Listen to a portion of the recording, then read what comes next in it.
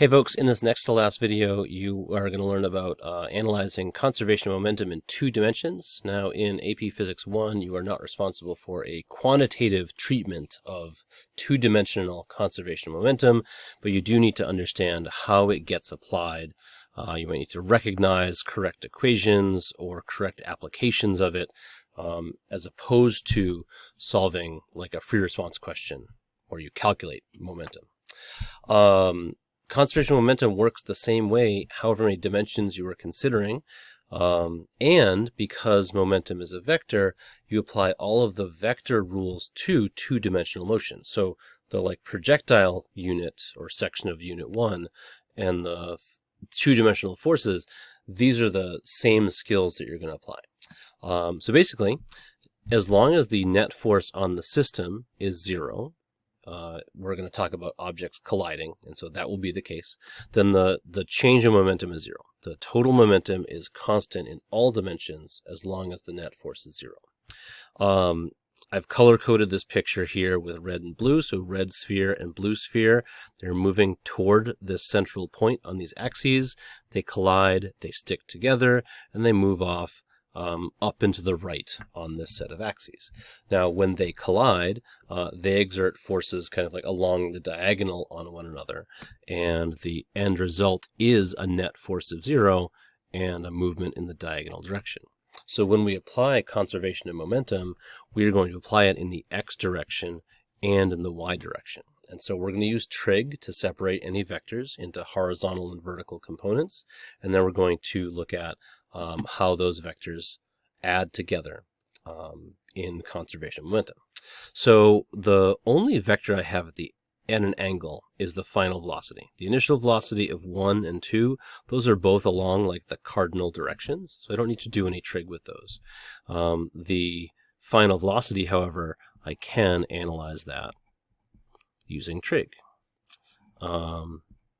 So there is a final velocity in the y direction and a final velocity in the x direction. And so this is like familiar trig based on projectile motion. It just happens to be, this would be like a maybe top-down view of a collision. And so, I'll speed through the trig, but the final velocity, the horizontal component of the final velocity would utilize the cosine function. And the vertical component of the final velocity would utilize the sine function. And so I can break this final velocity into two components. And so basically, the total horizontal momentum would remain constant, and the total vertical momentum would remain constant. This collision is going to change the direction that each object is moving, but the momentum that each object brings to the collision will be preserved. So let's look at how that works. In the x direction, each object has a momentum. I can write out a general equation. Now I'm going to have like a lot of subscripts here, right? So m1 v1 x initial, that would be the horizontal component of the m1's initial velocity, plus m2 v2x initial, that would be the horizontal component of m2's initial momentum.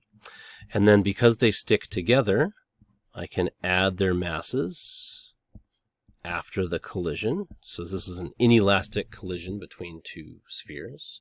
And their final velocity, the horizontal component of their final velocity, is what I would use here. So that's like how I would think about conservation of momentum in the x direction. I can simplify this a little bit because m2 is moving in the vertical direction. And so it does not have a horizontal component to its initial momentum. And this presents us with like a kind of simple looking situation. m1 has some momentum that it's bringing in the horizontal direction. When it collides with m2, the mass of the system increases, and as a result, the velocity of the system in the x direction would decrease. This momentum, and this momentum, these are the same value. And so by colliding with m2, m1 slows down. If I analyze the system of the two of them, the mass of the system increases, and that's going to decrease the velocity. I'm going to do the same thing in the y direction. So I'm going to follow the same kind of formula and say that the initial momentum of the system is equal to the vertical component of the momentum of each object. And then they collide, they stick together. So again, I add their masses.